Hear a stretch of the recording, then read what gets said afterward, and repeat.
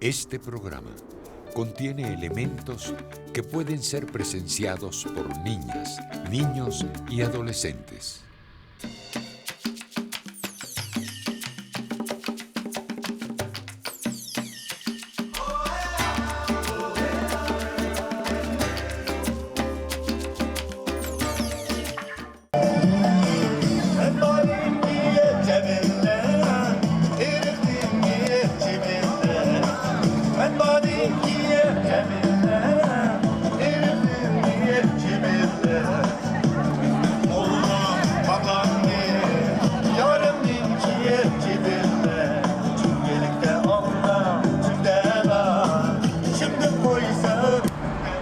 Saludos desde Beijing, China, hacia Venezuela, territorio libre de analfabetismo, a quienes sintonizan la librería mediática, un programa en el que los libros y la televisión tienen mucho que ver, un programa en el que los lectores de todas las edades son protagonistas. Comenzamos este recorrido en el Museo Nacional de China. Beijing es una ciudad que combina lo moderno y lo tradicional, una ciudad que recibe a muchísimos turistas internos y turistas internacionales. Vamos a hacer un recorrido por distintos sitios de interés y acá en Beijing, gracias a la organización y convocatoria de la Embajada de la República Bolivariana de Venezuela en China, daremos una charla sobre los logros del proceso bolivariano desde la óptica de la librería mediática.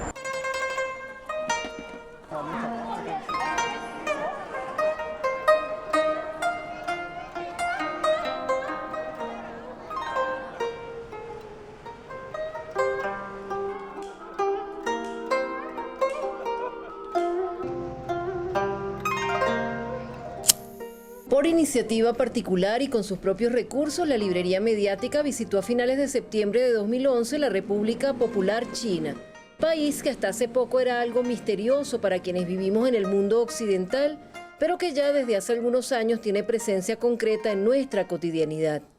En lo que se refiere a nuestra América, China era un país remoto, sobre todo porque los gobiernos de nuestros países estaban sujetos a las directrices de su propia reducida mentalidad, y porque atendían a intereses transnacionales. En esta última década, al mismo tiempo que China se iba revelando como una potencia económica, algunos gobiernos progresistas y de izquierda de nuestro continente establecían una intensa relación diplomática y comercial con ese gigante, siendo el presidente Hugo Chávez uno de los adelantados de esta política que ha sido y es tan beneficiosa para los pueblos venezolano y chino. Pero ¿dónde está la República Popular China? Está en Asia Oriental, a unas 18 horas de vuelo desde Venezuela, con escala. Su territorio ocupa una superficie de 9,5 millones de kilómetros cuadrados y su población alcanza la impresionante cifra de 1.300 millones de personas, distribuidas en zonas urbanas y rurales. Son casi la cuarta parte de la población total mundial. Es el país más habitado del globo. Su alta población ha obligado al gobierno a restringir el nacimiento de niños, uno por matrimonio o hasta dos, en caso que el primer bebé hubiera sido niña. Los incumplimientos reciben severas sanciones económicas y, si fuera funcionario, hasta la destitución. En relación con el clima, China tiene 4 estaciones. Tiene varias grandes ciudades, siendo la más poblada Shanghái y luego Beijing, que es la capital, conocida como Pekín en el mundo occidental. Con respecto a Venezuela, hay 12 horas de diferencia. Su máximo líder y héroe ha sido Mao Zedong, que organizó al pueblo chino para que mediante titánica lucha venciera la invasión japonesa y a las fuerzas de la derecha chinas, representadas por Chiang Kai-shek, para establecer una república socialista a partir de 1949. El desarrollo del proceso socialista impulsado por Mao permitió que la República, a lo largo de los años, pudiera vencer la miseria y la hambruna que padecían los más pobres. Antes de Mao, el analfabetismo era de más del 90%, pero el socialismo chino logró que tal tasa se redujera a 20%. Esta cifra incluye personas que por razones culturales prefiere leer y escribir en dialectos diferentes al chino mandarín.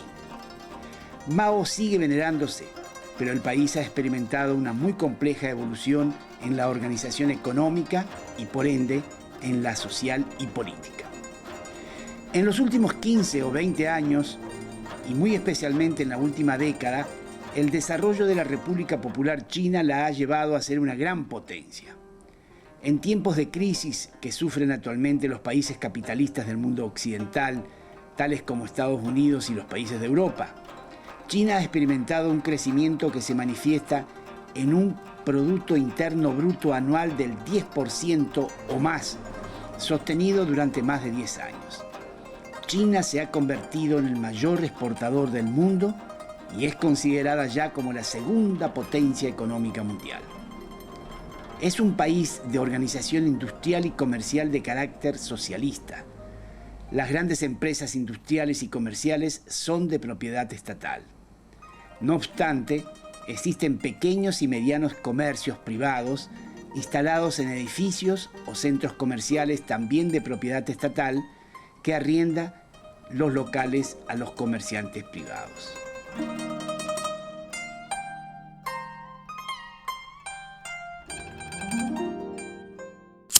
La vivienda familiar puede ser de un régimen especial de propiedad privada o arrendada al Estado.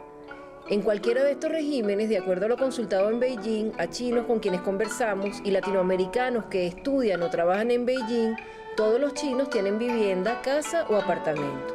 La salud es financiada hasta el 90% por el Estado a través de diversas formas de prestación de servicios médicos, tanto en consultorios como en hospitales. Existen farmacias y clínicas especializadas en la medicina tradicional china. La educación es gratuita en los niveles de primaria y secundaria, pero no en la universidad, donde no es totalmente gratuita. Hay libre acceso al uso de correos electrónicos, pero restricciones en cuanto al acceso a blogs y redes sociales. El Ministerio de la Cultura supervisa la publicación de los libros que circulan en China continental, mayormente divulgativos, científicos, religiosos o educativos, como pudimos ver en distintas librerías que encontramos en diversos sitios de Beijing. Una de ellas ocupaba todo un edificio de varios pisos. Poco a poco ha habido una apertura hacia el mundo occidental, cuidando sus costumbres y modos. Como un ejemplo, Mafalda, la historieta argentina de Quino, se lee en Hong Kong desde hace 20 años, pero solo hace 5 años se permite su venta y circulación en China continental, traducida al chino mandarín simplificado. Los medios de comunicación son del Estado. Sus contenidos son divulgativos y de entretenimiento, de regular calidad, pero con muy moderna plataforma tecnológica. La población de China es multiétnica. Se distribuyen en su territorio 56 etnias, lo que promueve una amplísima diversidad cultural con una excelente convivencia. Hay respeto por las costumbres y las prácticas de las distintas etnias, sus creencias y formas de vida. Nuestra experiencia personal en la visita a Beijing nos permitió comprobar la simpatía y cordialidad del trato del hombre de calle o de los trabajadores de restaurantes u otros servicios.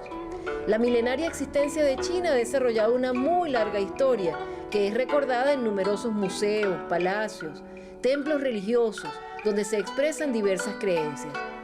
En este aspecto, las predominantes son el islamismo y el budismo en su línea lamaísta. Hablemos de las formas de gobierno en China. El gobierno del Estado está dirigido por el muy poderoso Partido Comunista. El líder de este partido es el presidente de la República Popular China, que actualmente es Hu Jintao. El presidente es auxiliado por un Consejo de Estado con un primer ministro y muchos ministerios.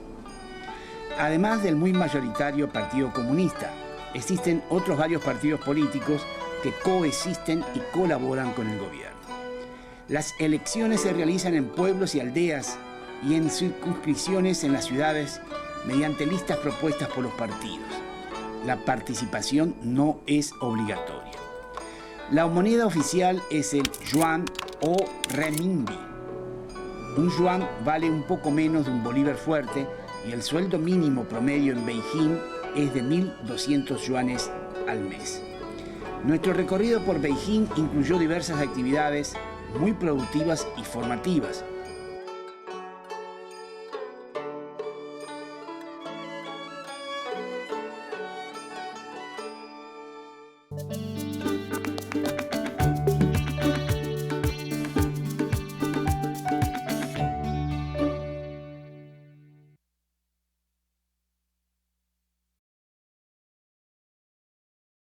queremos compartirlas con los usuarios de la librería mediática.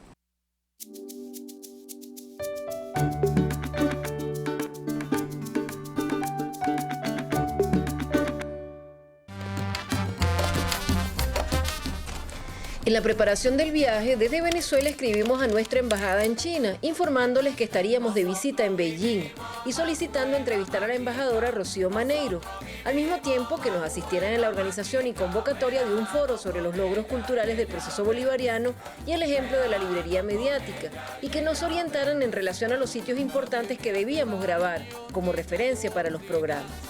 La embajadora se encontraba en Caracas por razones de trabajo, de modo que no pudo concretarse la entrevista, pero el resto de las actividades organizadas por la embajada se dieron de forma muy satisfactoria. Queremos agradecer especialmente a la misión diplomática venezolana en Beijing, dirigida por la embajadora Rocío Maneiro, al ministro consejero Gonzalo Vivas, la consejero Mari Forero, el agregado cultural Pedro Holder y el traductor Raúl Lin Gan, que ha sido también el traductor del presidente Chávez. Ellos, con el apoyo de organización que nos dieron, hicieron que ya estando nosotros en Beijing, a donde nos trasladamos y alojamos con nuestros propios medios, nuestras actividades para realizar este programa y el foro participativo en Beijing fueran realmente satisfactorias. Hasta nos recibieron con un desayuno criollo, comimos arepitas en Beijing, acompañados de toda la misión diplomática venezolana en la sede de la embajada. Hablemos de las visitas que realizamos para reseñar este viaje a la capital china.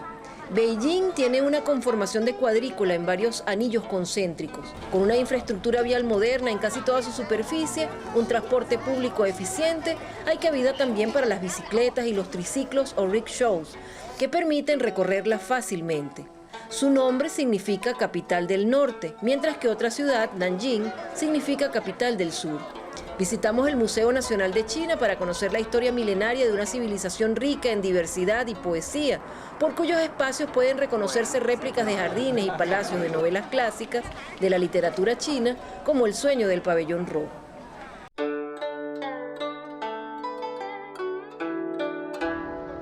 Entre otros puntos de interés, recorrimos la plaza Tiananmen, que quiere decir Puerta de Paz Celestial, la mayor del mundo, ubicada en el centro de Beijing.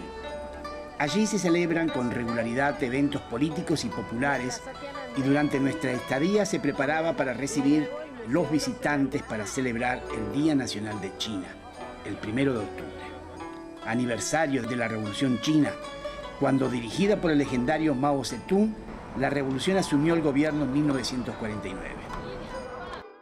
Allí se encuentra el mausoleo de Mao y la sede de la Asamblea Nacional Popular, y cerca de ella las tradicionales calles comerciales en Dayalan, que conservan las formas urbanísticas, arquitectónicas y culturales de las antiguas zonas comerciales. La ciudad prohibida, que fue declarada Patrimonio de la Humanidad en 1987, es un conjunto de palacios que fungió por varios siglos como residencia del emperador, con restricción de visita de quienes no pertenecieran a la corte, hasta que en 1924 el último emperador, Puyi, fuera obligado a abandonarla 13 años después de proclamada la República, y cesando de esta manera los inmerecidos privilegios que disfrutaban estos personajes. También recorrimos parte de una de las maravillas del mundo, la imponente Gran Muralla China, en Badalín, que fue construida hace más de 500 años para defender a la China de la invasión de los llamados bárbaros que venían del norte, y muy especialmente de los hunos, hoy un sitio de visita regular al que se accede caminando o desde un teleférico. Se visitan también las 13 tumbas Ming como un sitio cultural de interés. En el Palacio de Verano de la emperatriz Cixi de la dinastía Qing, se recorre un amplio pasillo en el que se cuentan en imágenes, relatos y leyendas tradicionales chinas, y se navega por un lago como un sitio de esparcimiento para los pequineses. Nos maravillamos del avance arquitectónico y de ingeniería de China al recorrer las instalaciones deportivas olímpicas de Beijing, que se construyeron para las Olimpiadas 2008. El nido y el cubo de agua que siguen usándose y visitándose cotidianamente por los chinos.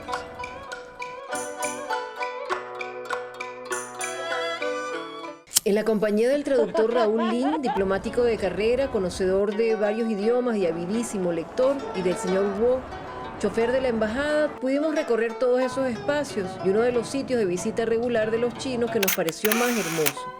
Nos referimos al Parque Beihai, el parque imperial donde se encuentra la Pagoda Blanca. Allí está enterrado el primer lama tibetano que visitó Beijing. Las personas visitan el parque para practicar la caligrafía, caminar, recrearse con los jardines de flores, bailar y cantar. Hasta nosotros nos animamos a compartir una mañana tranquila de canto y baile tradicional de distintas regiones de China.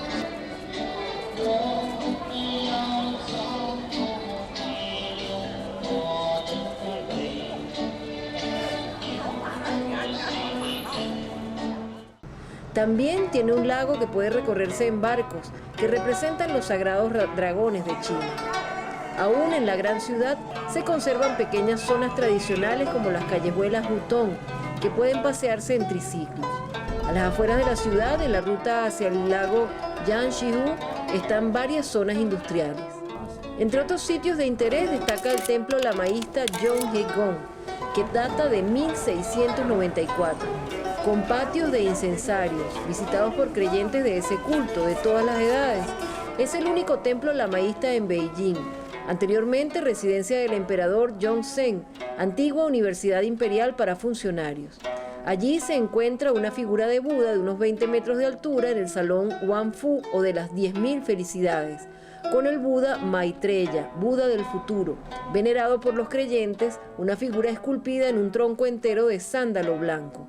En ese templo las personas pueden acceder a manipular unos particulares libros sagrados metálicos de forma circular, los cánones budistas centenarios. En fin, pudimos hacer un primer acercamiento a la cultura china tradicional con esta visita a Beijing, muy diferente a otras ciudades aún más modernas como Shanghái. Tomar té con las comidas y en vez de agua helada, agua caliente que es llamada por ellos el té blanco. Degustar su gastronomía, raviolis, arroz o tallarines chinos, que en Beijing tiene como especialidad el pato laqueado pequinés, tal como lo comemos en los restaurantes chinos en Venezuela, y ver a un país en pleno crecimiento, muy poblado y que poco a poco va construyendo, a su modo y con sus velocidades y ritmos, una nueva sociedad china, en la que los libros tradicionales, como Sueños del Pabellón Rojo, Peregrinación al Oeste, A la orilla del agua y El romance de los tres reinos, siguen siendo referenciales para los lectores chinos. Hablemos de nuestra actividad central, el foro participativo Cómo, cuánto y qué se lee en Venezuela, que la librería mediática realizó en China. El 26 de septiembre, en la sede del Centro Cultural Simón Rodríguez de la Embajada de Venezuela en China, con la excelente convocatoria y organización del equipo de la Embajada, dirigido por Gonzalo Vivas y Mari Forero, y ante un nutrido público de académicos, diplomáticos, estudiantes de castellano y latinoamericanos residentes en Beijing, la librería mediática realizó un foro participativo. Pero eso lo veremos en la segunda parte del programa, en este especial Desde Beijing, capital de la República Popular China. Les acompañan Isidoro Hugo Duarte y María Elcira Matute.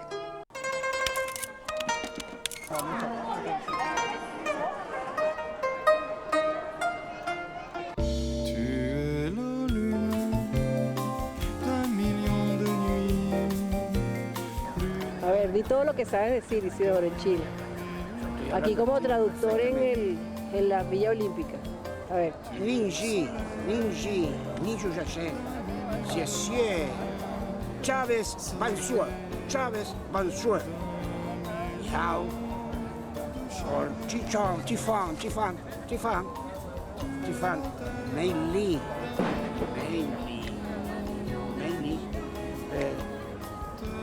Ayun,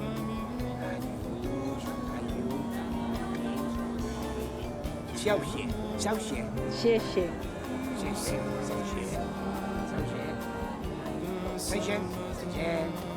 Este era un ensayo. Sí, sí. Los invitamos a leer siempre. 我们邀请你们要永远的读书， A leer de todo. 要看所有的书。 Hasta el próximo programa. 下次再见，再见。再见。再见，再见，再见。